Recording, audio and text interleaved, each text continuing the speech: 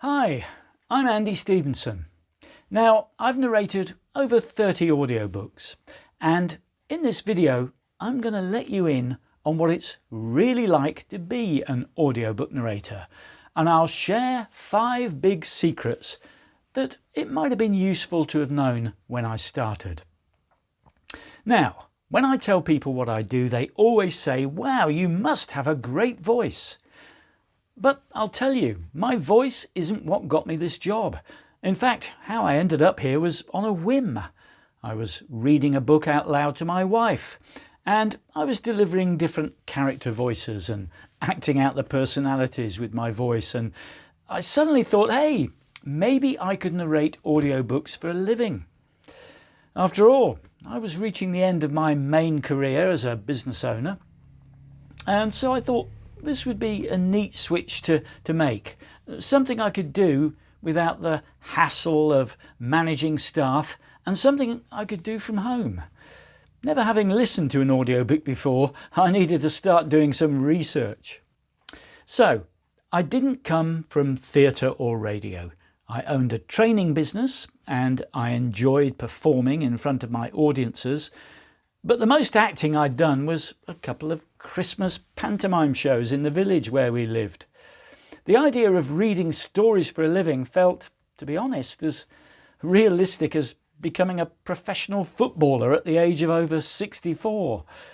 So my journey started with a ton of late nights doing research into the whats and wherefores of audiobooks, and I arranged a one-on-one training session with an ex-TV presenter called Gary Terza. His details will be in the notes below. And thanks, Gary, that day with you was invaluable. And you know, the very first audition that I put in for, I won. I couldn't believe it. I thought, wow, this is easy. But I was lucky because many really great narrators have to keep putting in audition after audition. So I realised how fortunate I was to just hit the right spot for that particular author at the right moment. Now that author was Nick Albert, and I will always be so grateful to him for giving me my first opportunity and for giving me 4 more projects that followed. So, the 5 secrets. You're not just a narrator, you're a business. And this is a big one. Reading in a cosy booth? That's maybe 40% of my time. The other 60%? I'm running a business. Most narrators are freelancers, which means we are entrepreneurs. We hunt for work, we negotiate contracts, we even send invoices. We have to understand terms like per finished hour, where a 10-hour book might take 80 hours of work, versus royalty share, where you bet on the book's success and hope for the best. Working through an audiobook marketplace like Audible or Findaway Voices helps, but you still have to do a fair bit of the running, and you'll experience disappointments along the way. Secret number 2. It's a marathon of prep before a sprint of recording. Because the most important work happens long before I hit the record button. You can't just open a book and start reading cold, because that's a recipe for disaster. Before I step into the booth, I read the entire book, creating a list of characters to keep every voice consistent. Of course, if it's non-fiction, you won't have too many characters to list, if any. So a non-fiction work could be a good place to start, if not such an exciting one. I also have to research pronunciations. If you get one word wrong, a listener who knows will spot it, and poof, they're pulled right out of the story.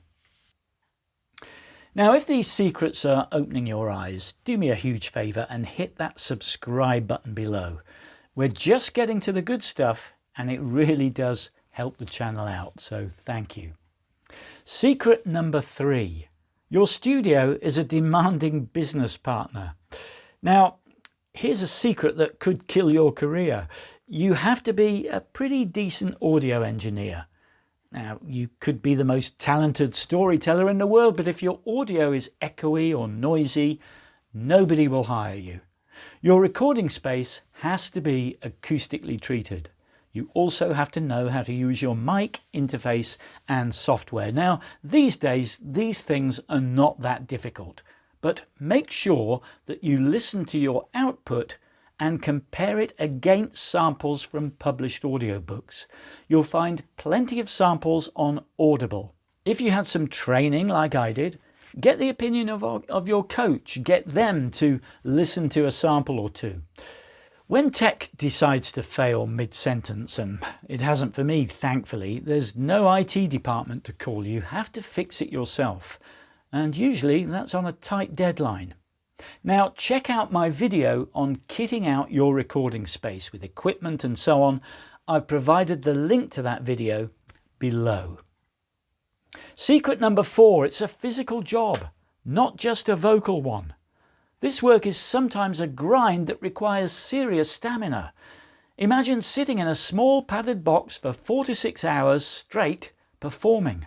It is mentally exhausting. It's also physically tough.